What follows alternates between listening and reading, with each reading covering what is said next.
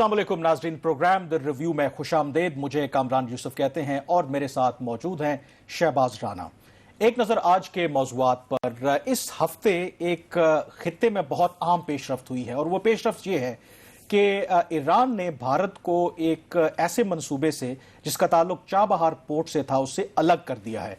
ये बहुत बड़ी डेवलपमेंट है और इसके दूरस नताइज मुरतब हो सकते हैं खित्ते पर भी और पाकिस्तान पर भी, और पाकिस्तान और ईरान के ताल्लुकात पर भी। कुछ लोग इसको अमरीका और चीन के दरमियान जो सर्द जंग इस वक्त जारी है इस तनाजुर में भी देख रहे हैं। हम इस तमाम जो लेटेस्ट डेवलपमेंट है इसका जायजा लेंगे और देखेंगे कि पाकिस्तान के लिए इसमें क्या मौके हैं और क्या चैलेंजेस हैं।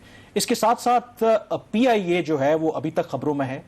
कभी जो मशकूक या जाली पायलट के जो लाइसेंस हैं उसका तज़किरा होता है, और तो कभी जो न्यूयॉर्क में PIA की मलकियत में एक 5 स्टार होटल है उसको प्राइवेटाइज करने की बात होती है।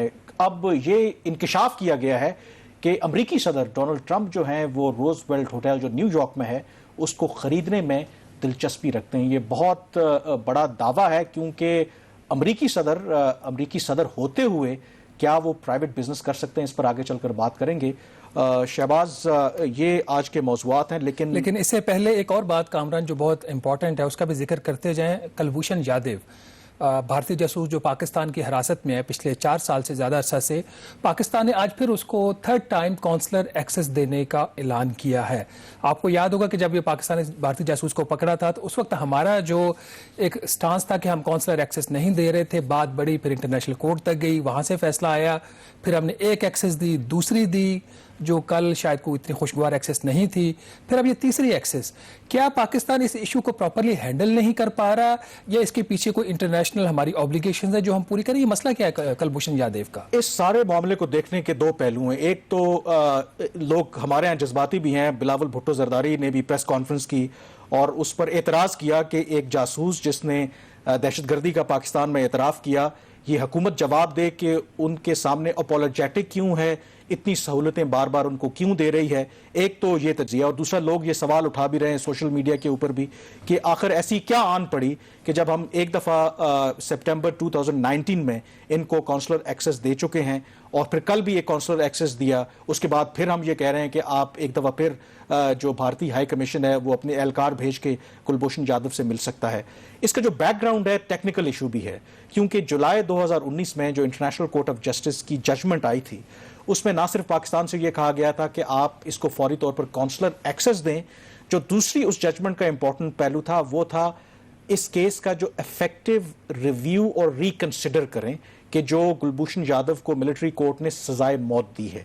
अब जो मिलिट्री कोर्ट्स के तहत जिनको सजाएं दी जाती हैं, पाकिस्तान के कानून में वो रिव्यू भी फाइल नहीं कर सकता और ना ही वो अपील फाइल कर सकता है किसी सिविलियन कोर्ट में या हायर कोर्ट्स में। अब उस चीज को एक ICJ के फैसले पर अमल दरामद करने के लिए 20 मई को हुकूमत पाकिस्तान ने एक ऑर्डिनेंस जारी किया जिसमें उन्होंने ये मौका फराहम किया कुलभूषण यादव को, भारतीय हुकूमत को, कि अगर वो चाहें तो मिलिट्री कोर्ट के फैसले के खिलाफ रिव्यू फाइल कर सकते हैं इस्लामाबाद हाई कोर्ट में। कुलभूषण यादव ने तो इनकार कर दिया कि वो इसमें दिलचस्पी नहीं रखते, बल्कि उन्होंने ये कहा कि जो उन्होंने मर्सी पिटीशन फाइल कर रखी है आर्मी चीफ के सामने, वो चाहते हैं कि उसी के ऊपर फैसला हो। अब जो गवर्नमेंट है वो अपनी एक फॉर्मेलिटी पूरी करना चाहती है, क्योंकि अगर भारत कोई वकील इंगेज करना चाहता है, कोई रिव्यू फाइल करना चाहता है, तो उसके लिए ये काउंसलर जो रसाई थी वो जरूरी है कि वो कुलभूषण यादव से पूछे। रसाई जो है वो कल दी तो गई थी, अब फिर एक और दी जा रही है, ये क्या मसला है? ये बड़ा इंपॉर्टेंट सवाल है, क्योंकि कल जो रसाई दी गई थी उसमें कहा यह गया है पाकिस्तान की तरफ से कि जो शराइत भारत ने रखी थी वो चाहते थे कि जब उनके साथ मुलाकात हो कुलभूषण यादव के साथ तो बीच में ग्लास पैनल ना हो, डायरेक्ट उनकी मुलाकात हो, वो पाकिस्तान ने मान लिया। वो चाहते थे कि ना तो उसकी रिकॉर्डिंग हो, ऑडियो वीडियो, वो पाकिस्तान ने मान लिया। लेकिन एक एतराज उन्होंने कर दिया कि वहां पर जाहिर है कि वो आफ्टर ऑल एक कन्विक्टेड टेररिस्ट है, जासूस है, कि वहां पर एक सिक्योरिटी एहलकार मौजूद है, वो क्यों मौजूद है। अब उस चीज को लेकर के उन्होंने काफी शोर मचाया और जो वज़ीर ख़ारजा शाह महमूद कुरैशी ने भी कहा कि कुलभूषण यादव उनसे बात करना चाहता था, जो 2 एहलकार थे भारतीय, लेकिन उनकी सुने बगैर वो वहां से निकल गए और भारत ने जो अपना जो एक बयान जारी किया जो उनकी दफ्तर ख़ारजा है कि जी वो एनवायरनमेंट इतना फ्रेंडली नहीं था। और अब उसको करने के लिए पाकिस्तान ने कहा है कि अगर आपको एतराज़ है कि सिक्योरिटी पर्सनल वहाँ पे मौजूद है तो उसके बगैर आप मीटिंग कर लें। अब इसके अंदर जो कैच है, जो थोड़ा सा मेरे दफ्तर खारजा के ज़राए से भी बात हुई, ये ऐलान किसने किया? वज़ीर खारजा शाह महमूद कुरैशी ने कल एक टीवी प्रोग्राम में रात गए, उन्होंने स्पर ऑफ द मोमेंट ऐलान किया कि भारत अगर चाहता है कि हाँ कोई सिक्योरिटी ऑफिशियल वहां पे मौजूद ना हो तो ठीक है, आज रात अब मिलना चाहते हैं तो हम मुलाकात देने के लिए तैयार हैं, कल मिलना चाहते हैं तो आज हैं, तो आज ये मामला ऐसे तय होते हैं कि इसके ऊपर काफी लोगों का ख्याल है दफ्तर खारजा के अंदर भी कि डिप्लोमेसी जो है वो इस तरीके से नहीं की जाती, एक प्रॉपर फोरम होना चाहिए और ये कोई तरीका नहीं है। तो मेरे ख्याल में ये काफी एक चलो इस पे देखते हैं आगे क्या होता है। अब असल जो टॉपिक है जिसके ऊपर हम मेन पे आना है आज, जो रेल प्रोजेक्ट से भारत को उसमें से उसकी जो पार्टनरशिप थी वो ख़त्म किया ईरान ने और अब चीन के साथ वो पार्टनरशिप करने जा रहा है। जो अभी तक इतलात आई हैं मीडिया के अंदर वो ये है कि ये 25 साल एक मुआहिदा होने जा रहा है ईरान और चीन के दरमियान, और ये उसी तरह की पार्टनरशिप होगी जिस तरह चाइना पाकिस्तान इकनॉमिक कॉरिडोर है। तो ये कुछ 400 अरब डॉलर की बात हो रही है। अभी हतमी तौर पर मुआहिदा सामने तो नहीं आया और उसमें शायद जो ईरान की तरफ से पॉलिसी बयान भी आया कि अभी ये चीज़ ज़ेर गौर है, उसमें शायद अगले साल तक ये फाइनल होगी। तो ये जो इतनी बड़ी रीजनल डेवलपमेंट होगी, अगर इसको आप देखें, शायद आज से 1 साल पहले एक आर्टिकल तो आया था मुनीर अकरम जो उस वक्त हमारे उस वक्त तो एम्बेसडर नहीं थे, अब यूएन में पाकिस्तान के परमानेंट एम्बेसडर हैं, वो उनकी तरफ से एक बात हुई थी कि इस तरह का कोई arrangement between China and Iran हो सकता है। ये अरेंजमेंट, ये जिसे खत्ते की सूरत हाल ऑल टुगेदर तब्दील होने जा रही है, इसका क्या बैकग्राउंड है और पाकिस्तान के लिए क्या इंप्लीकेशन है इसका? मेरे ख्याल में इसके लिए, इससे पहले कि इस स्टोरी के ऊपर बात करें, बैकग्राउंड जानना बड़ा ज़रूरी है। ये सिलसिला शुरू कहाँ हुआ? ये मई 2016 की बात है जब भारतीय वज़ीर आज़म नरेंद्र मोदी और अफ़गान सदर अशरफ गनी ये तेहरान के दौरे पर गए और इस दौरे में एक मुआहदे पर दस्तखत होते हैं जिसका बुनियादी मकसद ये था कि भारत जो है वो चाबहार पोर्ट डेवलप करेगा और उसका सबसे बुनियादी मकसद ये था कि जो पाकिस्तान को बाईपास करना है, क्योंकि आपको पता है कि भारत का और कोई एक्सेस नहीं है। अगर वो अफगानिस्तान और सेंट्रल एशिया तक एक्सेस चाहता है तो वो थ्रू पाकिस्तान ही है। तो उस चाबहार पोर्ट को डेवलप करने से भारत ये चाह रहा था कि वो अफगानिस्तान तक उसकी रसाई हो और फिर उसके बाद सेंट्रल एशिया तक। और उस वक्त चीन में भी और पाकिस्तान में भी इसको बड़ा सस्पिशियसली देखा जा रहा था। लेकिन शायद बहुत से लोग भूल गए कि उसके 2 माह बाद जो चीन के सदर हैं प्रेसिडेंट शी, उन्होंने दौरा किया तेहरान का, और ये जो 25 साला स्ट्रेटेजिक पार्टनरशिप की आप बात कर रहे हैं, इसका वहीं पे जिक्र हुआ था और उस वक्त बातचीत शुरू हो गई थी। एक MOU भी उस वक्त भी सामने आया क्योंकि जो यहाँ पर ईरान की एम्बेसी है वो इस तासुर को ज़ायल कर रही है कि भारत ने ऐसे शायद तासुर देने की कोशिश की कि ये कुछ सीक्रेट डील थी। कोई सीक्रेट डील नहीं, ये पब्लिक डॉक्यूमेंट मौजूद था और ईरान इस बारे में बिल्कुल वाजे है कि वो हर किसी मुल्क के साथ मुआहदे करना चाहता है इंडिपेंडेंटली और ट्रांसपेरेंटली। अब इसके अंदर जो डेवलपमेंट ये है कि बेशक ईरान हमारा दोस्त मुल्क है, नेबरिंग कंट्री है, लेकिन हिस्ट्री ये है कि पाकिस्तान और ईरान के ताल्लुकात कभी भी उतने अच्छे नहीं रहे क्योंकि हमारे इंटरेस्ट अफगानिस्तान का मामला हो और बहुत से दूसरे मामलात हों। एक लंबी हिस्ट्री है, ज़ाहिर है कि हम अरब ममालिक के साथ भी हमारे ताल्लुकात हैं, तो डायनामिक्स हैं कभी अच्छे नहीं रहे। और ये जो सिक्योरिटी के जी मामलात हैं ना कि बलूचिस्तान के अंदर, और कभी ईरान दबे अल्फाज में हमारे पे इल्ज़ाम आयद करता है कि शायद हम अपनी सरजमीन इस्तेमाल होने दे रहे हैं उनके खिलाफ, और पाकिस्तान भी ये कहता है कि उनकी सरजमीन हमारे खिलाफ इस्तेमाल हो रही है। कुलभूषण यादव का केस बिल्कुल। तो अब ये जो हुआ है इसके अंदर चीन का बहुत बड़ा कलीदी किरदार है कि चीन इस वक्त बाइंडिंग फोर्स बन रहा है। अब चीन के आने की वजह से ये एक बहुत ड्रामेटिक शिफ्ट मेरे ख्याल में आ सकती है।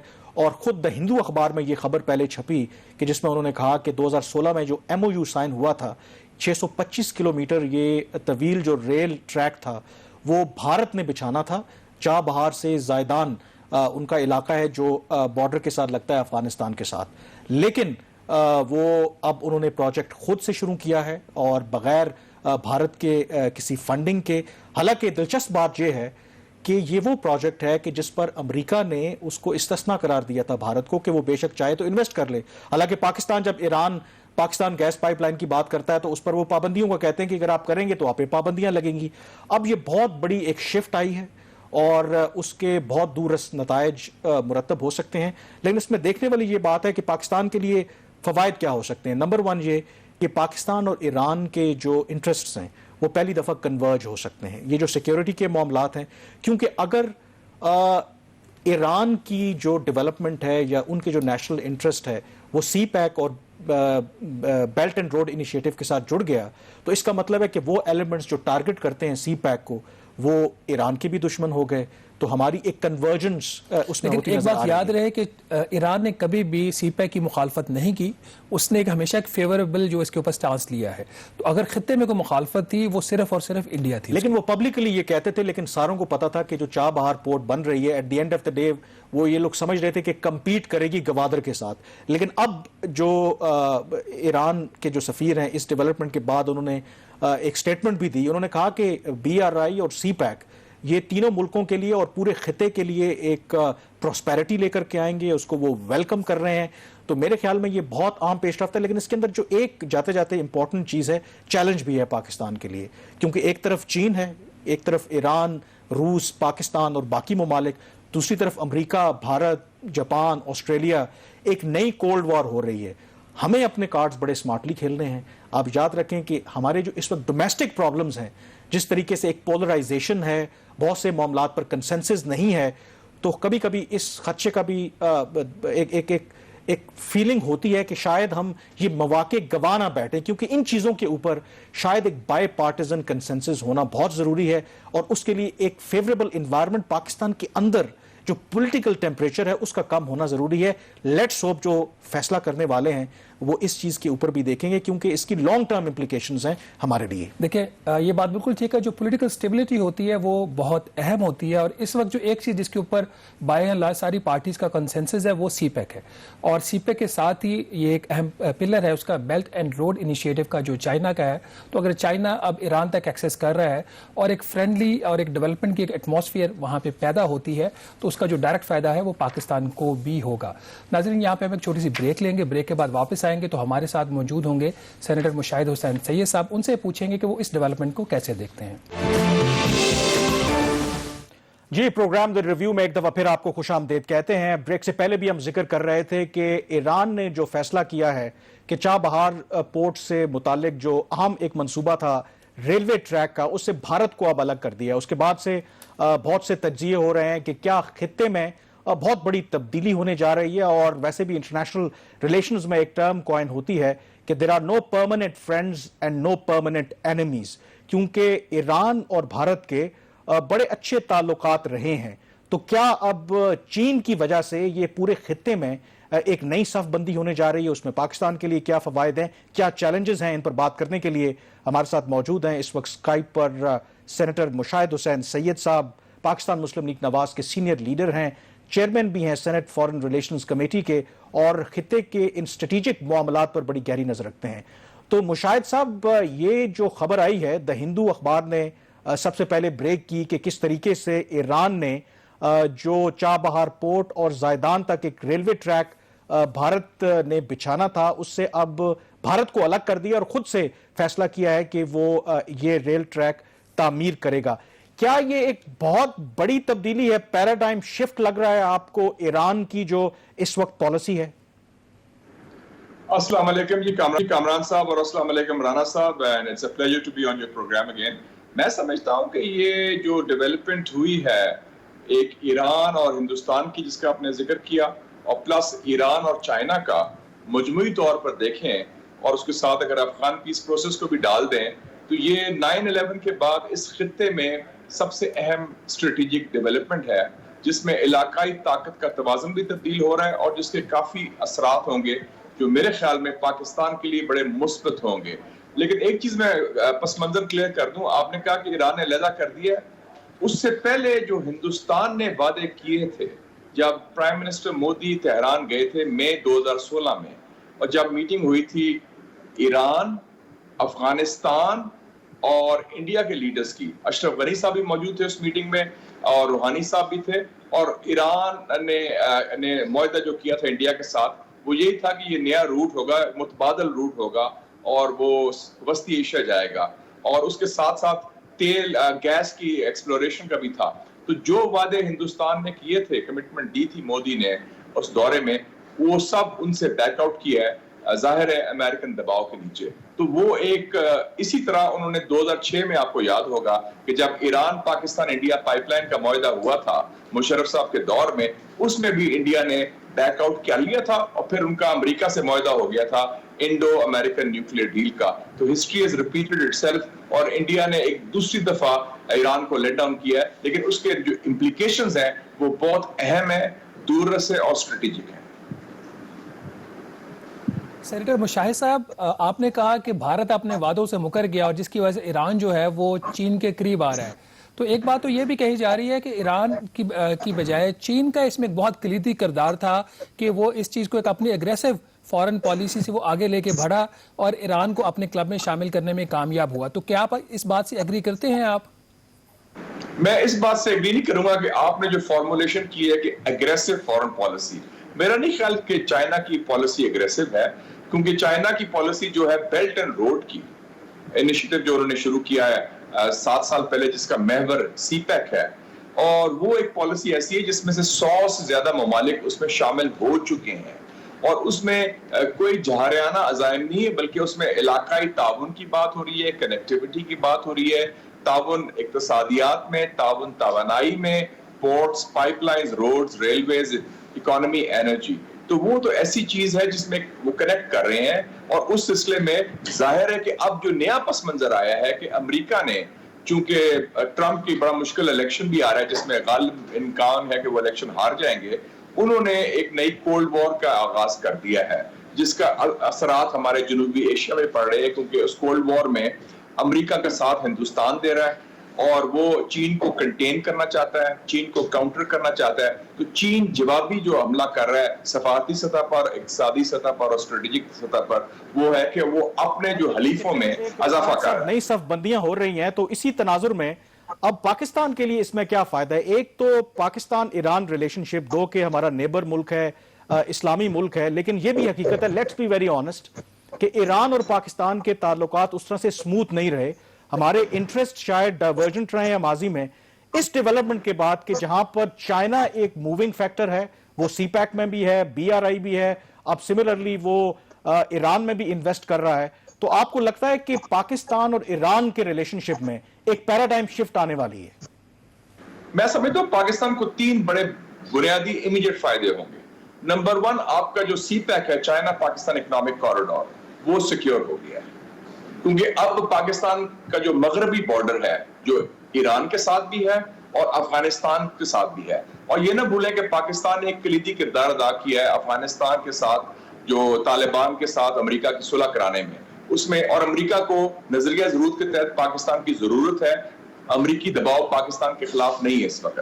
تو جو ہمیں خدشہ تھا کہ وہاں سے گڑبڑ ہوگی, وہ نہیں اب ہوگی. سو سی پیک مضبوط ہو گیا, مغربی سرحد مضبوط ہوگی جو بلوچستان سے ملتی ہے, اور تیسرا گوادر کو جو خطرہ تھا کہ اگر ہندوستان چاہ بہار میں آ گیا تو وہ استعمال کرے گا as a base to destabilize Balochistan, Pakistan, Gwadar, وہ خدشہ ختم ہو گیا. آپ کو پتہ ہے کلبھوشن یادو بھی تو وہاں سے ہی آیا تھا. یہ بات صحیح ہے کہ ایران پاکستان تعلقات میں ماضی میں خدشات بھی رہے ہیں, اس میں خلفشار بھی رہی ہے, لیکن وہ میرے خیال میں جب سے یہ پرائم منسٹر بھی لاسٹ ایئر گئے تھے, لیکن خاص کلیدی کردار ادا کیا جنرل باجوہ نے, کیونکہ انہوں نے جو وزٹ کیا ایران کا بھی, انہوں نے وزٹ کیا افغانستان کا بھی, اور آپ دیکھیں پہلی دفعہ ایرانین آرمی چیف پاکستان آیا, اور پہلی دفعہ پاکستان کے انٹیلیجنس کی کوآپریشن ایران کے ساتھ شروع ہوئی جو پچھلے 30 سال میں نہیں تھی. تو ایران کے ساتھ ہمارا ایک ٹرسٹ لیول بڑھ گیا ہے, خاص طور پہ پچھلے 1 سال کے اندر, جو پہلے نہیں تھا. اور ہم نے بھی اعتراف کیا کہ ہماری سرزمین کے خلاف استعمال نہ ہو. کہہ رہے ہیں, لیکن اس کی امپلیکیشنز بھی تو ہے نا کہ اگر ہم ایران کے ساتھ ہمارے تعلقات مزید کلوز ہوتے ہیں اور دوسری طرف ہم چین ہمارا اسٹریٹجک پارٹنر ہے بھی, آپ نے خود کہا کہ نئی صف بندیاں ہو رہی ہیں, ہم اپنے ریلیشن شپ کیسے بیلنس کریں گے؟ آپ کو لگتا نہیں ہے کہ امریکہ کی طرف سے رد عمل آ سکتا ہے؟ اور ہمارے جو عرب دوست ممالک ہیں, کیا وہ اس بات سے خوش ہوں گے کہ پاکستان اور ایران کے درمیان قربتیں بڑھ رہی ہیں؟ 2 ایسپیکٹس ہیں. ایک تو تاریخی پس منظر دیکھیں تو پاکستان نے جب چین سے یاری دوستی شروع کی, اسٹریٹجک تعلقات, field marshal Ayub Khan president تھے 1963 میں, ذوالفقار علی بھٹو فارن منسٹر تھے. تو ہم نے جب ناراض ہوئے, انڈو امریکن ایکسس شروع ہوا چائنا انڈیا وار کے بعد اکتوبر 62 میں, تو ہم نے چائنا سے دوستی کی. اس وقت چائنا کمزور ملک تھا, چائنا تنہا تھا, یہ چائنا 2020 والا چائنا نہیں تھا, اور اس کو چائنا کے خلاف صرف امریکہ نہیں تھا, سوویت یونین بھی تھا. ہم نے اس کو بھی کی تو ہم نے کہا کہ ہمارے مفاد میں ہے. دوسری بات جو عرب ممالک کی بات کی تو اب عرب ممالک بھی بڑے ہلے ہوئے ہیں, خاص طور پہ ان کو امریکہ کا جو ان کا الائنس ہے وہ شیکی نظر آ رہا ہے. آپ کو پتا ہے کہ سعودی عربیہ ہو یا UAE ہو یا ایون قطر ہو, آپ نے دیکھ لیا کہ 9/11 عرب سپرنگ کے بعد انہوں نے امریکہ پر جو اعتماد تھا وہ ہل گیا. ان کی نگاہیں بھی چین کی طرف بھی ہیں اور پیوٹن کی طرف بھی. پچھلے سال تو پیوٹن خود سعودی عربیہ بیٹھا ہوا تھا. پیوٹن ٹرکی کو بیچ رہا ہے S-400 میزائلز, وہ اور UAE اور یہ جو ہے سعودی عربیہ خود مشرق کی طرف اب دیکھ رہے ہیں, وہ بھی آپشن دیکھ رہے ہیں. تو ہمیں میرے خیال میں ہم نے کسی سائڈز نہیں لینے, ہمارے مفاد کا سلسلہ ہے کہ ہمارے لیے نیبرہڈ جو ہے جہاں ہمیں زیادہ خطرہ ہندوستان سے ہے, وہ نیبرہڈ کا جو ہمارا ویسٹرن فلینک ہے مغرب کا, وہ سیکیور ہو گیا. سوال ہے وہ یہ ہے کہ یہ جو پرپوزڈ ایک ایگریمنٹ ہے, ابھی خیر حتمی معاہدہ تو نہیں ہوا, اس کے اندر سیکیورٹی اور اکانومی دونوں ہیں. اب ایران کے اوپر جو عام امبارگو لگا ہوا ہے وہ اکتوبر 2020 میں غالباً ختم ہونے جا رہا ہے. تو اس موقع کے اوپر اس کی ڈیٹیل اس معاہدے کی سامنے آنا, اور پھر جب امبارگو ختم ہو جائے گا تو شاید پھر چین ایران کو جو ہتھیار بھی وہ سیل کر سکتا ہے. تو اس سارے تناظر میں جو خطے کی سیکیورٹی کی صورتحال ہوگی اور امریکہ کے جو مفادات ہوں گے اس خطے میں, وہ کیسے ہوں گے پھر؟ اس میں بنیادی عنصر جو ہے وہ سیاسی ہے, سفارتی ہے, اقتصادی ہے اور توانائی کا ہے.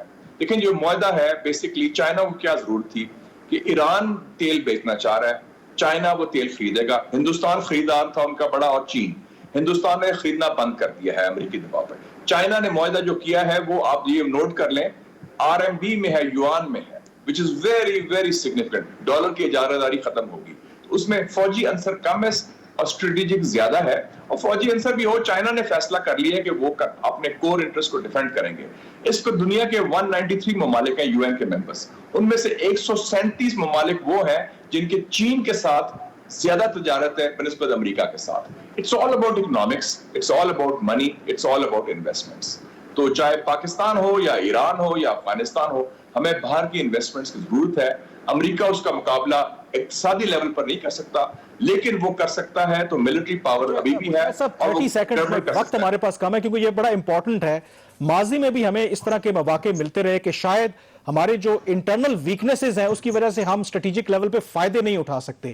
اس وقت بھی ہماری جو انٹرنل ویکنسز ہیں, ایک پولرائزیشن ہے, کنسنسس نہیں ہے.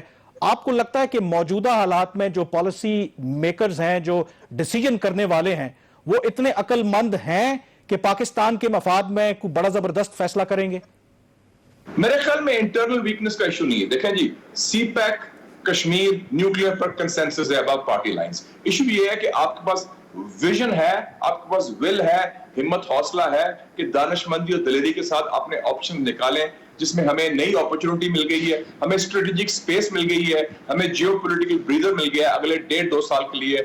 نہ امریکہ پریشر ڈال رہا ہے نہ, اور چین اور ایران کی وجہ سے ہمارا ویسٹرن فلینک کور ہو گیا. تو آپ ہمت حوصلہ لے کے آگے چلیں, کشمیر کاز کو پیش کریں, اور فورن پالیسی میں رشیا کے ساتھ بھی اب تعلقات بنائیں. اور ایران کے ساتھ ہماری کیا جھجک تھی, ہمارا کیا کانفلکٹ ہے ایران کے ساتھ یا رشیا کے ساتھ, تو ہمارا یہ خوف سے باہر نکلے اور آگے بڑھیں. تو یہ ایشو یہ ہے بیسیکلی کہ out of the box thinking کرنی پڑے گی اور ہمت اور حوصلے سے آگے بڑھنا پڑے گا, کیونکہ ہندوستان آپ پر دباؤ ڈالے گا تھرو ہائبرڈ وارفیئر, تھرو جو انہوں نے کراچی اسٹاک ایکسچینج کا کیا ہے, جو تھرو را آپریشن. بہت شکریہ, ہمارے پاس وقت کی کمی ہے.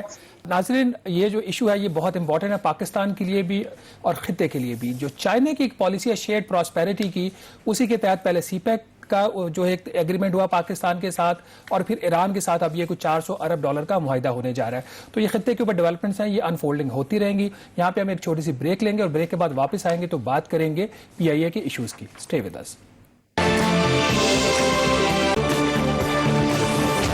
ناظرین, پروگرام دا ریویو میں ایک دفعہ پھر خوش آمدید. ناظرین, پارلیمنٹ کے اوپر ایک جو سب سے بڑی تنقید ہوتی ہے کہ یہ اپنا افیکٹو جو رول ہے وہ پلے نہیں کرتی, لیکن بہت سارے ایسے مواقع آئے ہیں جہاں پہ پارلیمنٹ نے اپنا اہم جو کردار ہے وہ ادا کیا اور اس کے فائدے بھی ہوئے. ایک جو ایشو تھا وہ PIA کا, وہ اس کے اوپر حکومت کے اوپر ایک تنقید آ رہی تھی کہ جو PIA کے معاملے کو وہ صحیح طریقے سے ہینڈل نہیں کیا گیا. وزیر ہوا بازی کے جو بیانات سامنے آئے تو اس کے اندر جو کانٹراڈکشن تھی وہ تو پارلیمنٹ کی اسٹینڈنگ کمیٹیز کی جو میٹنگز تھی وہاں پہ جو ڈیبیٹ ہوئی اور اس کے بعد ایک سول ایویشن اتھارٹی کا ایک لیٹر تھا تو اس سے وہ کانٹراڈکشن سامنے آئی. ایک اور جو چیز بہت اہم تھی وہ روز ویلٹ ہوٹل کی سیل تھی نیو یارک کے اندر, جو ایک پاکستان کا اثاثہ ہے جو PIA اے کی ملکیت میں ہے، اس کے اوپر بھی کچھ ایسی چیزیں سامنے آئی ہیں جو شاید پہلے سامنے لوگوں کے نہ آتی اگر پارلیمنٹ اپنا کردار ادا نہ کرتی. کامران، پالیٹیشین کبھی کبھی اچھا کام بھی کر لیتے ہیں، اور اس میں ایک جو اچھا کام ہوا وہ بدھ والے دن جب نیشنل اسمبلی کی اسٹینڈنگ کمیٹی اور پرائیویٹائزیشن کی میٹنگ ہوئی، اور وہاں پہ ایک ایسا انکشاف کیا گیا جو کہ پہلے صرف ایک کہا جاتا تھا کہ ایک افواہ تھی، اب وہ ایک حقیقت کے طور پر سامنے آئی جب پی آئی اے کے جو انویسٹمنٹ لمیٹڈ ہے اس کے مینیجنگ ڈائریکٹر نجیب سمی صاحب نے خواجہ آصف جو پی ایم ایل این کے لیڈر ہیں ان کے ایک بیان کے اوپر انہوں نے ایک تائیدی بیان دیا کہ ہاں امریکہ کے صدر ڈونلڈ ٹرمپ ابھی بھی نیو یارک روزویلٹ ہوٹل خریدنا چاہ رہے ہیں. اور یہ حیران کن بات ہے، اور اس پر ظاہر میڈیا پہ ضرور بات ہوئی ہے، لیکن ایک ایسپیکٹ سے بات دوسرے ایسپیکٹ سے بات نہیں ہوئی جو میرے لیے ظاہر ہے کہ میں فارن افیئرز کور کرتا ہوں. کیا کوئی بھی امریکی صدر وہ جب آفس میں ہو کیا وہ اپنا پرائیویٹ بزنس کر سکتا ہے؟ کیا کانفلکٹ آف انٹرسٹ نہیں آتا؟ اور یہ جن صاحب نے یہ انکشاف کیا ہے تو مزید تفصیلات تو نہیں پتا کہ یہ کہاں پہ ہو، تو کس لیول پہ وہ چیز بات ہوئی ہے. ایک تو بہت بڑا ایشو اگر یہ چیز پروو ہو جاتی ہے کہ واقعی ہی امریکی صدر ٹرمپ نے وائٹ ہاؤس میں ہوتے ہوئے یہ آفر لگائی ہے، انٹرسٹ شو کیا ہے، یہ تو ان کے خلاف ایک اور امپیچمنٹ کا کیس بنتا ہے. اور دوسری جو انٹرسٹنگ اس کے اندر بات ہے، ایک بات مت بھولیں کہ یہ 20 جنوری 2017 کو انہوں نے امریکی صدر کا حلف لیا تھا، لیکن 11 جنوری کو 2017 کو انہوں نے جو ٹرمپ آرگنائزیشن ہے جو جن کے سارے افیئرز دیکھتی ہے اسے اپنے آپ کو الگ کر لیا تھا. خود نہ صرف ٹرمپ نے بلکہ ان کی جو بیٹی ہیں ایوانکا ٹرمپ انہوں نے اپنے آپ کو الگ کر لیا تھا، اور جو باقی جو فیملی ممبرز ہیں ان کو ایگزیکٹو اتھارٹی دے دی گئی تھی. تو اس کا مطلب ہے کہ جب سے وہ امریکہ کے صدر بنے ہیں تو وہ اپنا پرائیویٹ بزنس اس طریقے سے نہیں دیکھ رہے. آپ یہ جو انہوں نے انکشاف کیا ہے، یہ جو بیان آیا ہے، مجھے خدشہ یہ ہے کہ ابھی تک تو خیر ٹرمپ نے یا امریکی انتظامیہ نے نوٹس نہیں لیا. اگر اس بیان کے اندر حقیقت نہیں ہے تو اس کی implication Pakistan U S relationship پہ ہو سکتی ہیں، کیونکہ ڈیموکریٹس جو ہیں آپ کو پتا ہے کہ الیکشنز وہاں پہ ہونے والے ہیں، وہ اپنے حق میں اس کو استعمال کر سکتے ہیں کہ دیکھیں کہ کیسے ٹرمپ جو ہیں وہ وائٹ ہاؤس میں بیٹھے ہوئے اپنے بزنس کو پروموٹ کر رہے ہیں. اس میں ایک جو آپ بینیفٹ آف ڈاؤٹ دے سکتے ہیں وہ یہ ہے کہ اس کی نجیب سمی نے جب یہ بات کی تو انہوں نے کوئی تفصیلات نہیں بتائیں کہ یہ آفر کب آئی تھی، کیا یہ آفر اس وقت آئی جب وہ پریزیڈنٹ تھے، کیا یہ آفر تب آئی جب وہ پریزیڈنٹ نہیں تھے، اور کس کے تھرو آئی، کسی ایجنٹ کے تھرو آئی، کسی پاکستانی سفارتکار کے تھرو آئی. کیونکہ میں نے جو پرائیویٹائزیشن کمیشن سے چیک کیا جو کہ اب اس ٹرانزیکشن کو ڈیل کر رہے ہیں، ان کا یہ کہنا ہے کہ ہمارے علم میں ایسی کوئی چیز نہیں ہے کہ ایسی کبھی کوئی آفر موجود ہے ٹیبل کے اوپر. کہتے ہیں اگر کوئی چیز ہے تو وہ سیاسی لیول پہ ہوگی، وہ ہمارے لیول پہ نہیں آئی. ناظرین، یہ جو ایشو روزویلٹ ہوٹل کی اس کی پرائیویٹائزیشن کا، اس کے اوپر حکومت کے جو موقف میں کافی حد تک تضاد رہا ہے. پہلے یہ کہا جاتا رہا کہ ہم اس ہوٹل کو کبھی بیچنا نہیں چاہتے. 15 نومبر 2019 کو ایک میٹنگ ہوتی ہے کیبنٹ کمیٹی آن پرائیویٹائزیشن کی، اس کے اندر ایک ٹاسک فورس بنا دی جاتی ہے. اس ٹاسک فورس کے اوپر ایک اعتراض آتا ہے کہ اس میں کچھ ایسے لوگوں کو ڈالا گیا جن کا یہ کام نہیں تھا. اور دوسری سب سے بڑی بات اس میں یہ تھی کہ یہ کام جو پرائیویٹائزیشن کا ہے وہ ٹاسک فورس کے ذریعے نہیں ہو سکتا، یہ کام پرائیویٹائزیشن کمیشن کر سکتا ہے، اس کا ایک اپنا طریقہ کار ہوتا ہے. معاملہ دوبارہ کابینہ کی نجکاری کمیٹی میں جاتا ہے. یہ 2 جولائی کو میٹنگ ہوتی ہے، ہم پہلے بھی بتا چکے ہیں. اس میں اس ٹاسک فورس کو ڈی نوٹیفائی کر دیا جاتا ہے، لیکن اس جو کمیٹی نجکاری کمیٹی کی جو میٹنگ ہوئی تھی 2 جولائی کو اس مہینے، اس کے اندر اس کے جو منٹس ہیں وہ اب ہم نے پڑھے ہیں جو بعد میں کابینہ کے پاس تھے، اور کابینہ نے ان منٹس کی توثیق کی ہے. اس کے مطابق ابھی جو حکومت کا ایک دعویٰ ہے کہ اس ہوٹل کو بیچنے کا کبھی بھی کوئی ارادہ نہیں تھا، وہ غالباً بات درست نہیں ہے. جو حکومتی منٹس ہیں جو میٹنگ کے، اس کے مطابق 3 آپشنز جو تھیں وہ زیر غور تھیں. اس میں ایک آپشن یہ تھی کہ روزویلٹ ہوٹل کو ایز اٹ از اس کو چلایا جائے، کیونکہ یہ ہوٹل جو ہے پچھلے سال تک یہ منافع بخش رہا ہے اور اس کو پچھلے سال صرف $15 لاکھ کا نقصان ہوا ہے. دوسری آپشن جو اس کے اندر تھی وہ یہ تھی کہ اس ہوٹل کو بیچ دیا جائے. تو یہ جو بات ہے بیچنے والی یہ منٹس کے اندر موجود ہے، اور کابینہ کی جو میٹنگ ہوئی تھی اس میں ان منٹس کی توثیق ہوئی ہے. اور تیسری جو آپشن تھی کہ کوئی جوائنٹ وینچر کر لیا جائے کچھ، کیونکہ اب جو ہوٹلنگ کی جو انڈسٹری ہے نیو یارک میں جو کورونا وائرس ہے اس کے پھیلاؤ کے بعد وہ شاید اس حد تک وہ پروفیٹیبل نہیں رہے اور اس کو ریوائول میں ٹائم لگے گا. ان سارے معاملات کے اوپر ہم بات کریں گے. ابھی ہم یہاں پہ ایک چھوٹی سی بریک لیں گے. جب بریک کے بعد واپس آئیں گے تو ہمارے ساتھ موجود ہوں گے خرم دستگیر صاحب، یہ سابق وزیر دفاع بھی رہے ہیں اور پی آئی اے ایک وقت تک ان کے زیر سایہ بھی رہا ہے. یہاں پہ ہم ایک چھوٹی سی بریک لیں گے. اسٹے ود اس.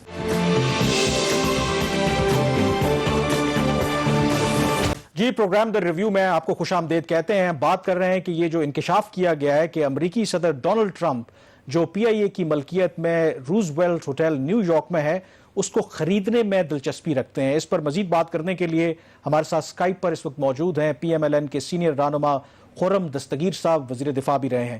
خرم دستگیر صاحب, یہ جو انکشاف کیا گیا ہے, آپ کو پتا ہے کہ صدر ٹرمپ اور ان کا خاندان جو ہے وہ بلینئرز ہیں. اگر ہمیں ایک اچھی قیمت مل جاتی ہے اور اگر خرید دیتے ہیں تو اس میں حرج کیا ہے اگر اچھے پیسے مل رہے ہیں ہمیں تو؟ جی پہلے تو یہ حقیقت ہے کہ اس حکومت کی کسی بھی بات پر اب اعتبار نہیں کیا جا سکتا. یہ جو پی آئی اے انویسٹمنٹس کے مینیجنگ ڈائریکٹر نجیب سمی صاحب نے اسٹینڈنگ کمیٹی آن پرائیویٹائزیشن کو بات کی ہے جا کے, حکومت پہلے اس کو ڈینائی کرتی رہی ہے اور کہ جی ہم تو روزویلٹ ہوٹل بیچ ہی نہیں رہے, ایسی کوئی تجویز دے رہے غور نہیں ہے. اور اب جو ہے اچانک انہوں نے پریزیڈنٹ ٹرمپ کا نام بیچ میں سے وہ لے آئے ہیں. اصل ایشو یہ ہے کہ کیا اس ڈپریسڈ ریئل اسٹیٹ مارکیٹ میں جو اس وقت موجود ہے روزویلٹ ہوٹل کے لیے کوئی اچھی ڈیل تلاش کی جا سکتی ہے. میرا جو سینس ہے اور بہت سارے جو مارکیٹ اینالسٹ ہیں کہ یہ کوئی وقت نہیں ہے اپنی پراپرٹیز کو ڈسپوز آف کرنے کا, کیونکہ یہ اس وقت بائرز مارکیٹ ہے. جو آدمی چاہے وہ لے سکے, سیلرز جو ہیں وہ زیادہ ہیں, بائرز کم ہیں.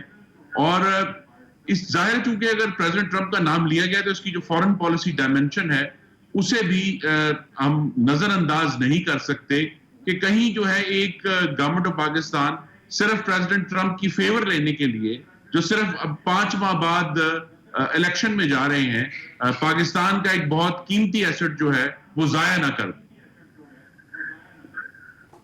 اچھا خرم صاحب, آپ وزیر دفاع بھی رہے ہیں اور غالباً جب آپ وزیر بنے تھے تب جو پی آئی اے تھی اس کو ایویشن ڈویژن کے انڈر دے دیا گیا تھا, تو آپ نے کبھی ایسا کوئی آفیشیل ریکارڈ دیکھا جہاں پہ ٹرمپ صاحب کی طرف سے کوئی آفر آئی ہو یا کسی بھی پارٹی کی طرف سے روزویلٹ کو خریدنے کے لیے کوئی آفر ہو؟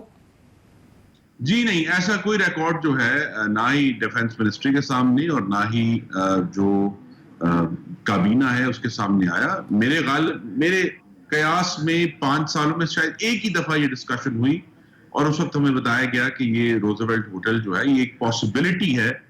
جب بھی پی آئی اے کی جو ریسٹرکچرنگ ہوتی ہے اس کے اندر ایک ہمارے پاس ایسٹ موجود ہے, لیکن اس کے بارے میں کوئی ڈیفینیٹو آفر اور پرٹیکولرلی ڈونلڈ ٹرمپ کی طرف سے ایسا کوئی کاغذ جو ہے وہ کابینہ یا ڈیفنس منسٹر کو پیش نہیں کیا گیا تھا. خرم صاحب, نجیب سمی صاحب جو ہیں وہ ایم ڈی اور سی ای او کمپنی کے پچھلے 15 سال سے ہیں, اور جو بات وہاں پہ کمیٹی میں کی تھی وہ خواجہ آصف صاحب نے کی تھی کہ ٹرمپ صاحب بھی اس میں انٹرسٹڈ تھے, خریدنا چاہ رہے تھے, تو نجیب صاحب نے کہا جی کہ وہ ابھی بھی انٹرسٹڈ ہیں. تو اس کا مطلب ہے کہ کہیں نہ کہیں پہ کوئی بات تھی.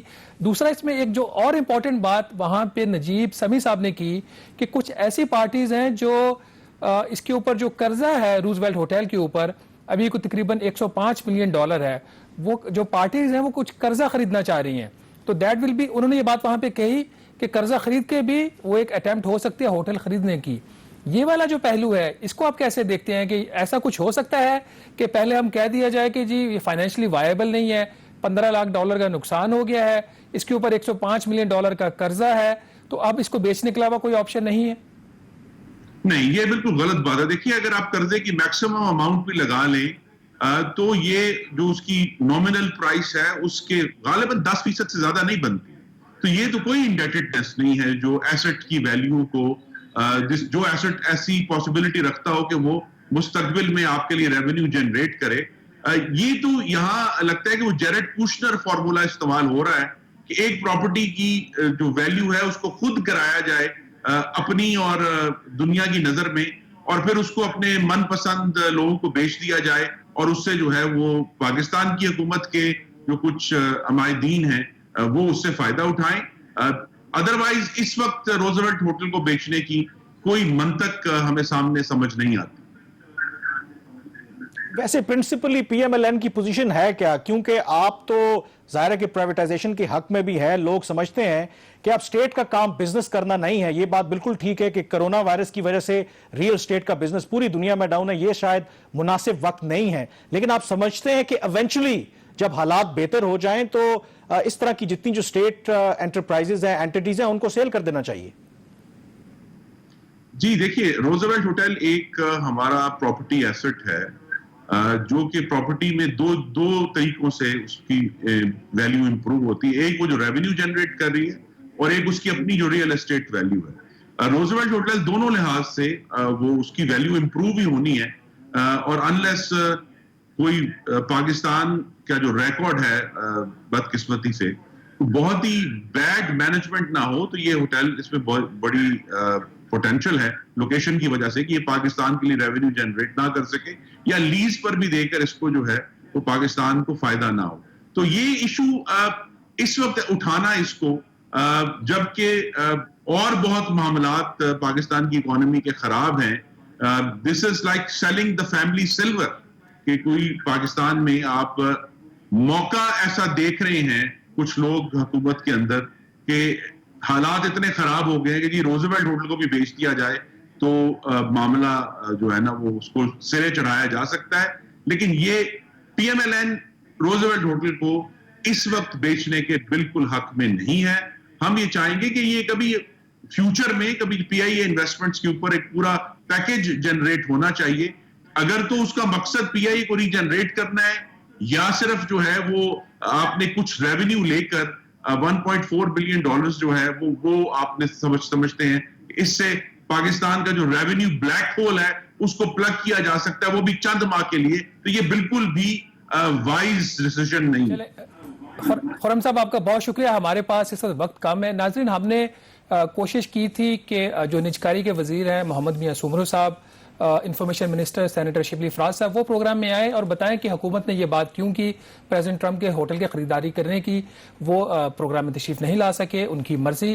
ایک جو ابھی آپ کو میں چھوٹی سی انفارمیشن بھی دیے جا رہا ہوں وہ یہ کہ حکومت نے نجکاری کمیشن کا جو بورڈ ہے کی جو ایک میٹنگ ہے وہ اگلے ہفتے اس نے طلب کر لی ہے. میٹنگ ایک بڑا لمبا ایجنڈا ہے لیکن اس کے اندر ایک جو ایجنڈا آئٹم ہے وہ روزویلٹ ہوٹل جو ہے اس کی جو ٹرانزیکشن ہے وہ بھی وہاں پہ ڈسکس ہوگی. اس کے ساتھ ہی مجھے اور کامران یوسف کو کل تک کے لیے اجازت دیجیے گا. اللہ حافظ.